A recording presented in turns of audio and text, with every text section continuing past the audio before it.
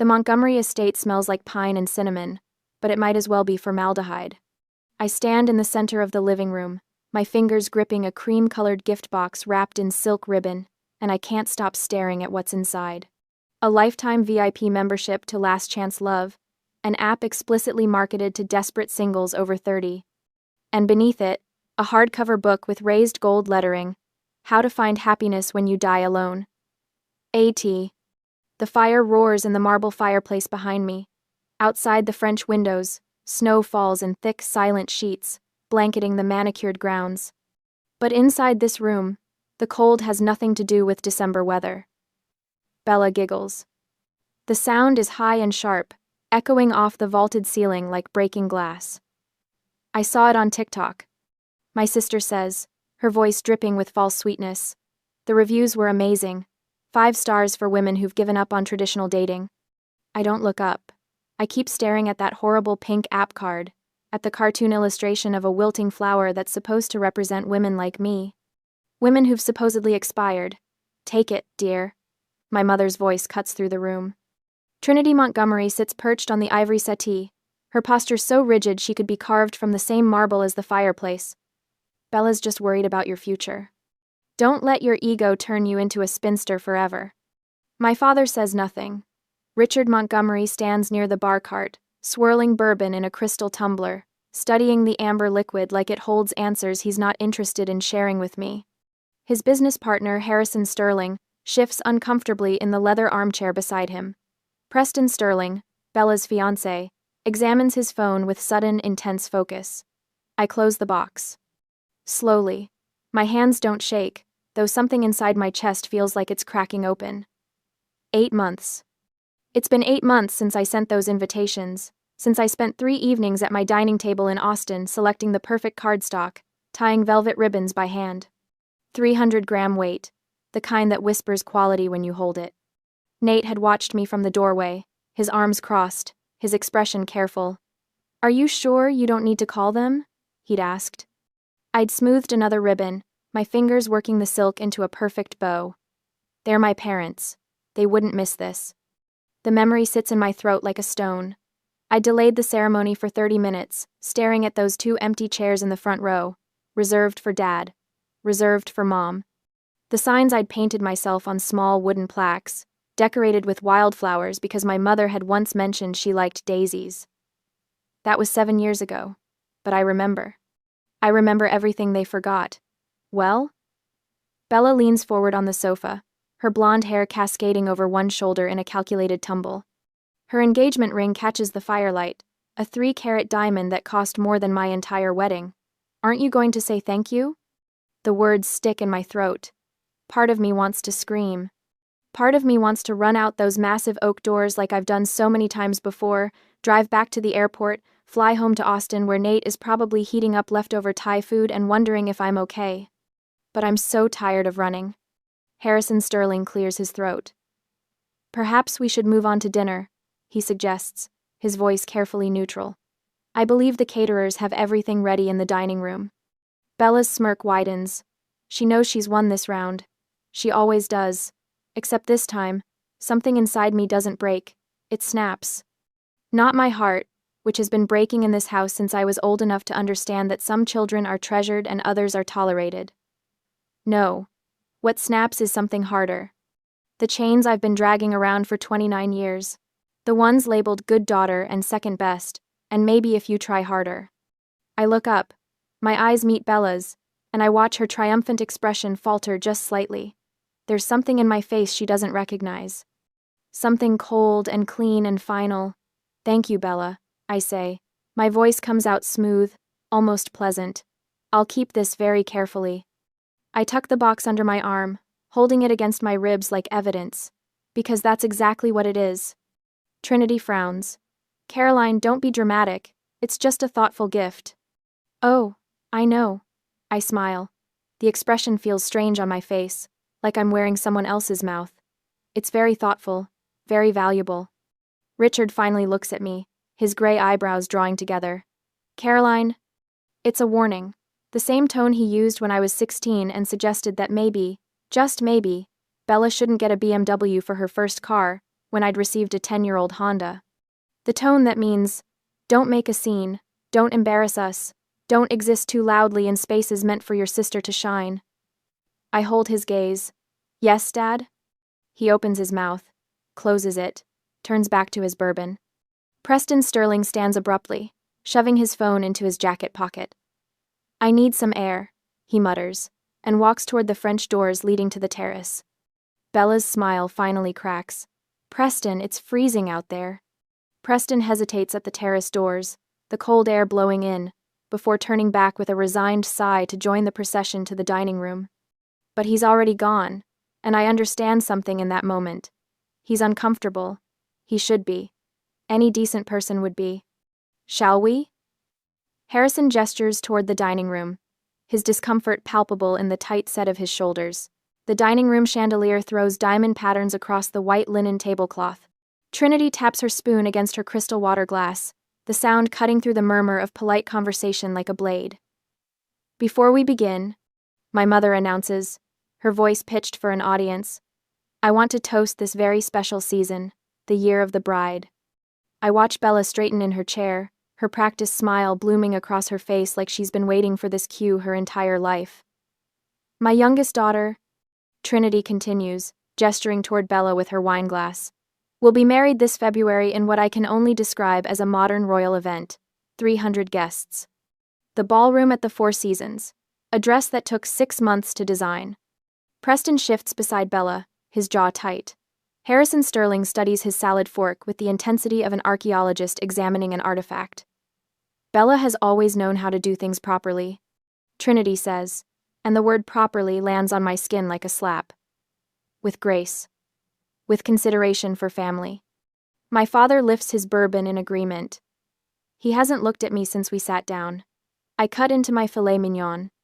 The knife slides through the meat with barely any resistance, but my hand feels welded to the handle. Trinity sets down her glass with a delicate click. Her gaze swings toward me, and I recognize the glint in her eyes. She's about to perform. Bella is settled, she says, her tone dripping with manufactured concern. But what about you, Caroline? You're approaching 30. You can't plan to live with plants forever, can you? The table goes quiet. Even the catering staff, refilling water glasses near the sideboard, seem to freeze mid-pour. When is it your turn? Trinity asks. The question hangs in the air like smoke. I feel Preston's eyes flick toward me, then away. Harrison clears his throat but says nothing.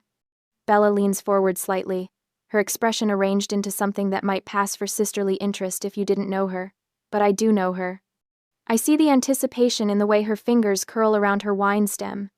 She's waiting for me to crumble, to stammer, to make some excuse about focusing on my career or not having met the right person yet. I set down my silverware. The clink of metal on porcelain sounds louder than it should. I'm not single, Mother. The words come out calm, steady, like I'm commenting on the weather. Trinity blinks. Excuse me? I've been married for 8 months. My mother's face goes through 3 distinct expressions in the span of 2 seconds.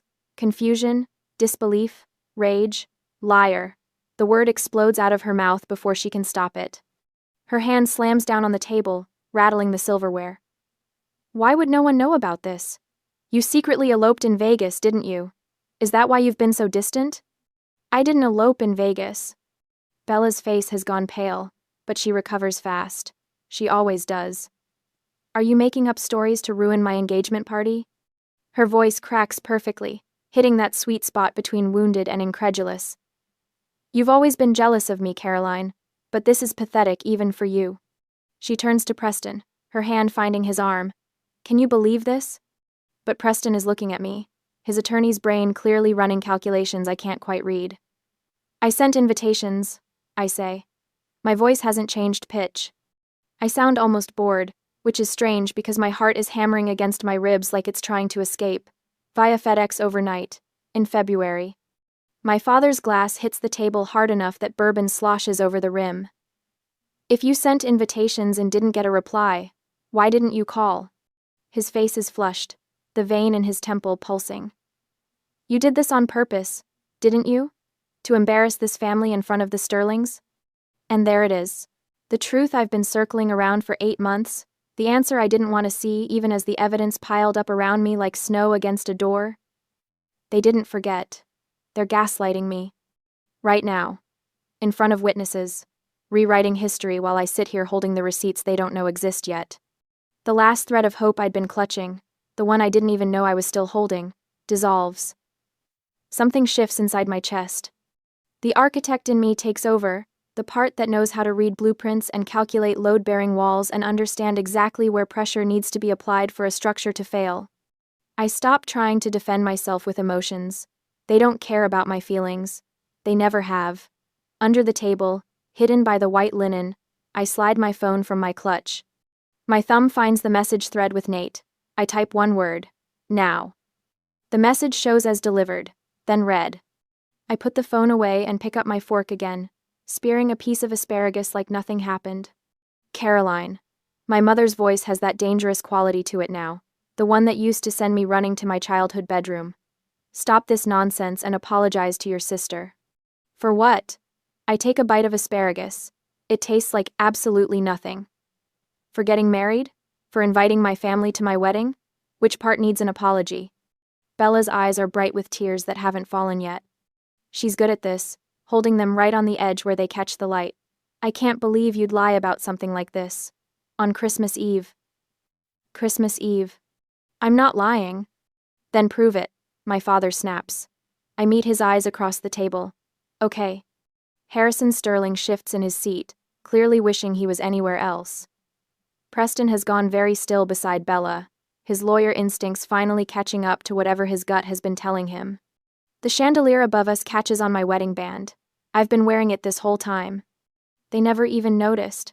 Dessert will be ready in 15 minutes, one of the catering staff announces from the doorway, oblivious to the tension crackling through the room like static electricity. My phone buzzes once against my thigh, a text from Nate. System accessed. Ready when you are. Any tonight. I look up at the 85-inch smart TV mounted above the fireplace in the adjoining sitting area, currently displaying a digital fire log that mirrors the real fire burning below it. Actually, I say, standing up from the table, I think we should skip dessert tonight. I walk toward the TV, my heels clicking against the hardwood floor. There's something everyone needs to see. Caroline, sit down. My mother's voice has taken on that edge, the one that used to make me shrink into myself, desperate to be smaller, quieter, less troublesome. Not tonight. I stop in front of the TV, my back to the room. You always believe Bella unconditionally. My voice sounds strange to my own ears, calm, almost conversational. But have you forgotten what my husband does for a living? Silence. I turn to face them. Nathaniel Vance, senior cybersecurity analyst. He works for a firm that protects Fortune 500 companies from data breaches. Trinity's mouth opens, closes, opens again. I don't see what that has to do with anything. Don't you? I pull my phone from my clutch, holding it up so they can see the screen. 3 letters glow there. Now. Sent 18 minutes ago. Delivered. The TV screen behind me flickers. Bella's head snaps up, her tears forgotten. What are you doing? The virtual fire log cuts out. The screen goes black for exactly 2 seconds. Then it lights up again, displaying something entirely different. A computer desktop. Blue background. Neat rows of folders. Remote access activated appears in the corner in small white text. What is this? Richard's voice has gone hard. Turn that off. I designed the electrical system for this house. I keep my tone pleasant, almost chatty, like I'm discussing the weather. Did you know that? You hired me fresh out of grad school. Paid me an exposure and family discount rates. I installed every smart system, every camera, every sensor. I turn back to the screen, watching as the cursor moves without anyone touching it. Nate, working from our home office in Austin, his fingers flying across keys 2,000 miles away. The admin password was never changed. I continue. I recommended you change it. Remember? I sent that email. Twice. Harrison Sterling leans forward, his expression caught between fascination and horror. Preston has gone very still beside Bella, his lawyer brain clearly working through implications. This is illegal. Bella's voice cracks. Not with tears this time, with panic. Actually, it's not. I don't look at her. I'm the system administrator on record. I have full legal access. Nate is simply helping me retrieve my own files. Trinity stands up, her chair scraping against the hardwood. Files? What files? The cursor on the screen moves to a folder. The label makes Bella gasp. Project. Truth. When you dismissed my career as playing with plants. I say quietly, you forgot I'm an architect. Architect's plan. We think 3 steps ahead. We build systems designed to last. My father's face has gone red. You had no right to put cameras in our home without telling us. I told you. My voice stays level. I gave you a 40-page manual. You signed off on everything. There's a camera at the front door, one at the side entrance, one covering the driveway, all disclosed, all legal, all recording to a professional NVR system in your wine cellar. What's an NVR system? Trinity's voice sounds smaller now. Network video recorder. I finally turn to look at her. It's not cloud storage that deletes after 6 months. It's physical hard drives, professional grade, data retention for 2 years. I watch the color drain from Bella's face. She understands. She's already doing the math, counting backward through months. You're bluffing, she whispers. I turn back to the screen. The cursor hovers over the folder. Do you remember February 12th, Bella? I ask. My voice sounds almost gentle. It was a Tuesday. Cold. You were wearing your cream cashmere coat. The FedEx driver arrived at 10:15 a.m. Stop it. Bella's voice rises. Mom, make her stop. The package was blue. I continue. Express overnight. 4 velvet boxes inside, wrapped in ivory ribbon. My wedding invitations. Preston's head turns toward Bella, slowly, like he's seeing her for the first time. Turn it off, Bella screams. Mom, make her turn it off. But Trinity is frozen, her hand still pressed to her throat, her eyes locked on the screen. It's too late anyway. I hit enter on my phone. Nate, receiving the signal, opens the folder. The first image fills the screen in perfect high definition. A FedEx receipt, signature line clearly visible. Isabella Montgomery, signed in her distinctive looping handwriting. Date, February 12th. Time, 10:15 a.m. The dining room explodes into chaos, but I just stand there, my phone in my hand, watching my sister's carefully constructed world begin to crack. And I feel nothing but cold, clean satisfaction. That's my signature, Bella says immediately. Her voice has lost its hysterical edge, replaced by something flatter. More dangerous. So what? I signed for a package. That doesn't prove anything except that I was home that day. She's recovering. Faster than I expected. Evidence 1, I say, keeping my voice level. Clinical. Like I'm presenting designs to a difficult client. You signed for a package from Caroline and Nate Vance on February 12th. 3 weeks after our wedding invitations were mailed via FedEx overnight. I don't remember every package I signed for. Bella crosses her arms. We get deliveries constantly. My brand partnerships alone generate dozens of shipments per week. But Trinity sits up straighter. I can see her grasping at this explanation, wrapping her hands around it like a lifeline. That's true. Bella's business requires constant inventory management. She can't be expected to remember one random delivery from 8 months ago. Nate's cursor moves on the screen. The receipt disappears, replaced by a screenshot of an email inbox. My mother's email inbox. Evidence 2, I say. The screen shows Trinity's Gmail account settings. Filters. There's a long list of them, sorting newsletters and promotional emails into various folders. But one filter sits at the top of the list, marked with a red flag icon. Rule name, wedding block. I read aloud. If subject contains wedding and Caroline, then delete permanently. Skip inbox. Do not archive. The creation date sits right there in gray text. February 14th, 2 days after the invitations were delivered. This filter was installed from an IP address that traces back to Bella's device. I continue. Her iPhone specifically. The same device she uses to manage her Instagram account. The silence that follows isn't peaceful. It's the silence of a trap snapping shut. Trinity's face has gone pale. That's not possible. I never authorized anything like that. Of course you didn't. I meet my mother's eyes. Bella has your password. She's had it for years. Remember when she set up your 2-factor authentication last Christmas? She told you it was for security. Preston stands up slowly from his chair. He's staring at Bella like he's seeing her for the first time. You hacked into your mother's email? I didn't hack anything. Bella's voice pitches higher. I have access, because Mom asked me to help manage her correspondence. She gets overwhelmed by all the emails.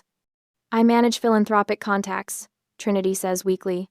Charity board communications. Bella helps me organize them. By deleting emails about your daughter's wedding? Harrison Sterling's voice cuts through the room.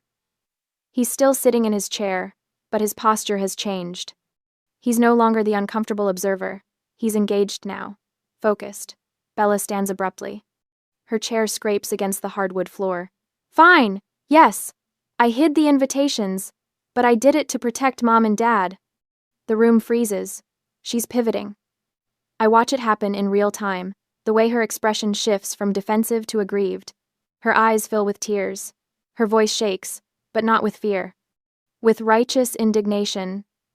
You sent those invitations last minute, she continues, voice trembling. For some shabby vineyard in Texas. Dad has high blood pressure. Tree. Mom worries constantly about image, about what people think. I saw that location you chose, Caroline, that rustic barn aesthetic, and I was afraid they'd be humiliated, afraid they'd spend the whole trip stressing about appearances. She wipes her eyes with the back of her hand. So yes, I hid them. I threw them away. I did it out of love. I was trying to protect our parents from embarrassment. Trinity inhales sharply. I watch her expression shift, see her reaching for this new narrative like a drowning person, grabbing driftwood. You were protecting us? Of course I was. Bella's voice cracks. Caroline always does things her own way, never considering how it reflects on the family. I couldn't let you suffer through some subpar wedding just because she refuses to maintain our standards. It's brilliant. In a horrible way. She's reframed herself from villain to hero in 30 seconds flat. The malicious act becomes protective sacrifice. The lie becomes love. Preston's frown deepens. He's not buying it. I can see the doubt written across his face, the way his jaw tightens. But my parents are already softening. Already finding the explanation they want to believe. I don't panic. I don't rage. I don't give Bella the satisfaction of seeing me unravel. Instead, I smile. It's a smile full of pity. The kind you give a child who's trying to convince you the dog ate their homework when you can see the torn pages in the trash. Protecting them. I repeat softly. That's your story? It's the truth. Bella lifts her chin. Then why? I say, each word deliberate. Did you throw the invitations in the recycling bin instead of hiding them in a drawer? Bella blinks. What? If you were protecting Mom and Dad, if you were worried about their feelings, you would have hidden the invitations somewhere safe. Somewhere you could retrieve them later if needed. You would have preserved them carefully, just in case your plan went wrong. I gesture to the screen where Nate has already queued the next file. But you didn't do that, did you? Preston turns to look at Bella. Really look at her. Did you? I was upset, Bella says quickly. I wasn't thinking clearly. That's interesting, I say, because the video footage suggests you were thinking very clearly. I nod to the screen. Nate clicks play. The video quality is stunning. Crystal clear footage from the front door camera, the one mounted above the entrance with a perfect view of the porch and driveway. The timestamp reads, February 12th, 10:14 a.m. The FedEx truck pulls into frame. The driver climbs out, carrying a blue package. He rings the doorbell. Bella appears 30 seconds later. She's wearing yoga pants and a cropped hoodie, her hair in a high ponytail. She smiles at the driver, signs the tablet, accepts the package. The driver leaves. Bella looks down at the package. I watch her read the return address label. Caroline and Nate Vance. Her expression changes. The smile vanishes. Something cold and sharp takes its place. She doesn't look worried. She doesn't look protective. She looks furious. Bella glances around, checking if anyone's watching. Then she walks to the side of the house where the recycling bins sit behind a decorative lattice screen. She doesn't hesitate, doesn't pause, doesn't open the package to check the contents. She just hurls it into the bin like she's throwing out garbage. The 4 velvet boxes I'd wrapped so carefully probably crushed on impact. The invitations I'd lettered by hand likely bent and creased. She doesn't look back, just wipes her hands on her pants and walks inside. The video ends. The dining room stays silent. Even the fire in the hearth seems to hold its breath. Preston's face has gone blank. Carefully, deliberately blank. The expression of someone watching their entire future collapse. There's your protection, I say quietly. There's your love. The dining room holds its breath. I watch Preston's face cycle through expressions too fast to name. Confusion, realization, disgust. He stands so abruptly his chair scrapes against the hardwood floor, the sound sharp enough to make my mother flinch. You threw your sister's wedding invitations in the trash? His voice is quiet, which somehow makes it worse. Because you were afraid of sharing the spotlight? Bella reaches for his arm. Preston, I can explain. He jerks away from her touch. You gave her a book about dying alone when you knew she was married? He's staring at Bella like he's seeing her for the first time. Maybe he is. I cannot marry a monster. The word hangs in the air. Monster. Bella's face crumples. You don't understand, she's always... But Preston is already moving. He pulls the engagement ring off her finger with such force I'm surprised the band doesn't bend. The 3-carat diamond catches the chandelier light one last time before he places it on the table with a deliberate click that echoes like a gunshot. We're done, he says. My mother surges to her feet. Preston, don't be hasty. Bella made a mistake, but surely... A mistake? Preston's laugh is harsh. Mrs. Montgomery, your daughter committed mail tampering. She sabotaged her own sister's wedding. She lied to my face for 8 months. He shakes his head. I wanted to marry into a family with integrity. Clearly, I was mistaken about what I'd find here. Harrison Sterling rises beside his son, his expression carved from granite. He turns to my father, who hasn't moved from his seat, whose face has gone the color of old newspaper. Richard. Harrison's voice carries the weight of 40 years in business. I've always believed that a man who cannot manage his household cannot manage a business. My father's bourbon glass pauses halfway to his mouth. Your daughter is deceitful. Harrison gestures toward Bella. Your wife enables her. He looks at my mother, whose mouth opens and closes soundlessly. And you are irresponsible. His gaze settles back on my father. The merger project next month? Consider it cancelled. Sterling Group will not do business with the Montgomery family. The words land like physical blows. I watch my father's face drain of what little color remained. That merger was supposed to be his crowning achievement, the deal that would cement his legacy. $50 million in contracts. A partnership that would have doubled his company's reach. Gone. Harrison, please.